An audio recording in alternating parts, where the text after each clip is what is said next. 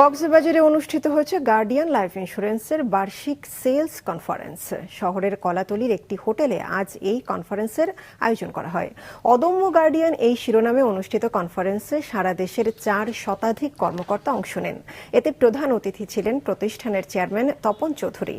বিশেষ অতিথি ছিলেন প্রতিষ্ঠানের স্পন্সর সৈয়দ নাসিম মঞ্জুর, স্পন্সর সৈয়দ আক্তার হাসান উদ্দিন ও স্পন্সর ব্যারিস্টার সৈয়দ আফজাল হাসান উদ্দিন।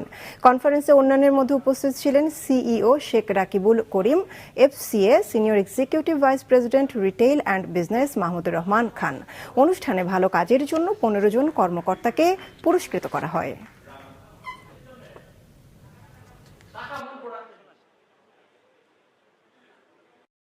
জীবন বীমার উপরে আমাদের সাধারণ মানুষের কিন্তু একটা অনাস্থার জায়গা তৈরি হয়ে গিয়েছিল। বিগত কয়েকটা বছরে আমি বলবো যে সেই জায়গায় বেশ অগ্রগতি হয়েছে এবং সরকারও এই ব্যাপারে যথেষ্ট শক্ত ভূমিকা পালন করছে।